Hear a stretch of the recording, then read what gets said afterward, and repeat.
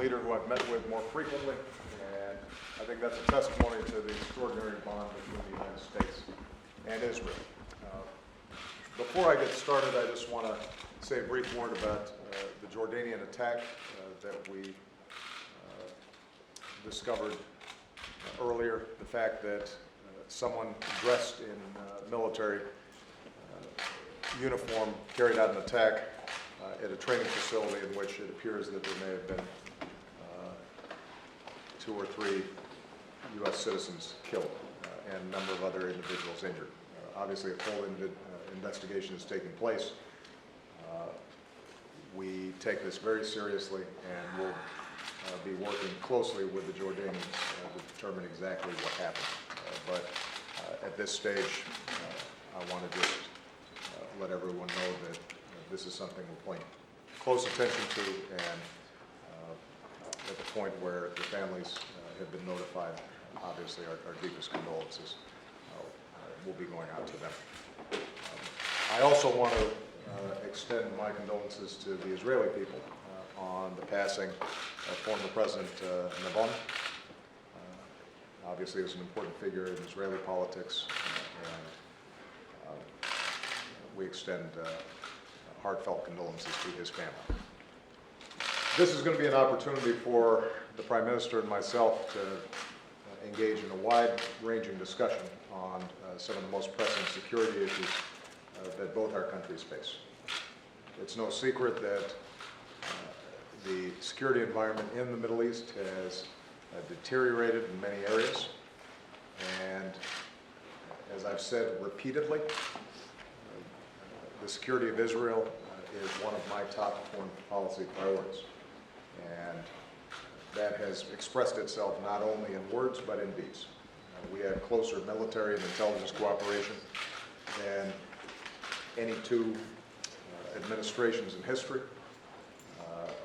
The military assistance that we provide, we consider not only an important part of our obligation to the security of the State of Israel, but also an important part of U.S. Security infrastructure in the region, as we make sure that one of our closest allies can not only protect itself, but can also work with us in deterring terrorism and other security threats.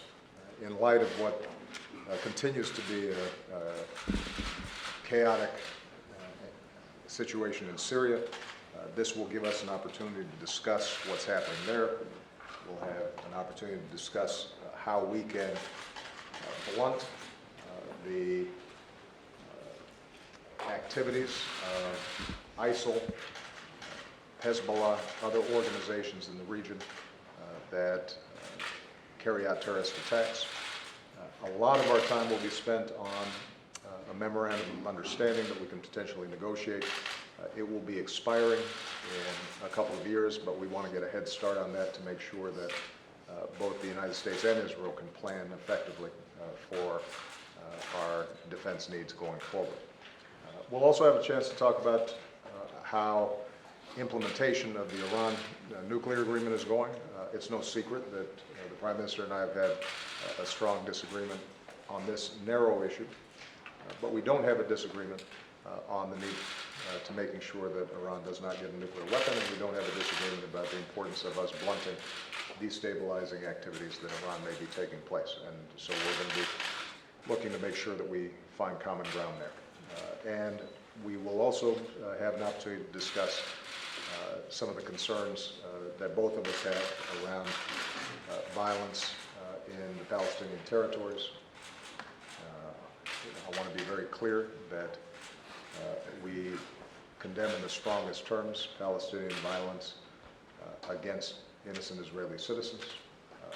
And I want to repeat once again, it's my strong belief that Israel has not just the right, but the obligation to protect itself. I also will discuss with the Prime Minister his thoughts on how we can lower the temperature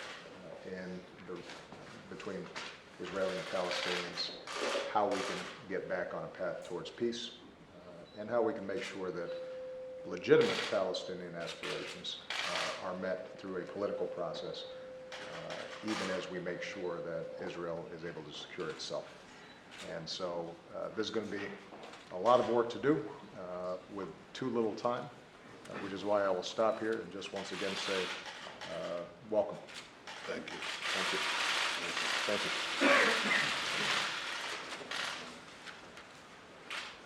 Mr. President, first let me express the condolences of the people of Israel for the loss of American lives. We're with you. We're with each other in more ways than one, and I want to thank you for this opportunity to strengthen our friendship, which is strong, strengthen our alliance, which is strong. I think it's rooted in shared values. It's buttressed by shared interests. It's driven forward by a sense of a shared destiny. We are obviously tested today in the instability and insecurity in the Middle East, as you described it. I think everybody can see it with the savagery of ISIS, with the aggression and terror by Iran's proxies and by Iran itself, and the combination of turbulence has now displaced millions of people, has butchered hundreds of thousands, and we don't know what will transpire. And I think this is a tremendously important opportunity for us to work together to see how we can defend ourselves against this aggression and this terror, how we can roll it back. It's a daunting task. Equally, I want to make it clear that we have not given up our hope for peace. We'll never give up our hope for peace. And I remain committed to a vision of peace, of two states for two peoples, a demilitarized Palestinian state that recognizes the Jewish state.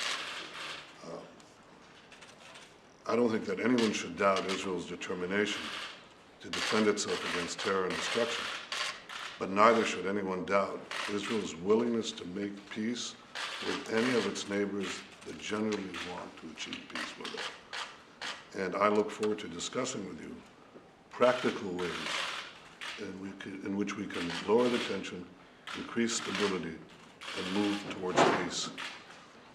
And finally, Mr. President, I want to thank you for your commitment to further bolster Israel's security in the memorandum of understanding that we're discussing. Israel has shouldered a tremendous defense burden over the years, and we've done it with the generous assistance of the United States of America.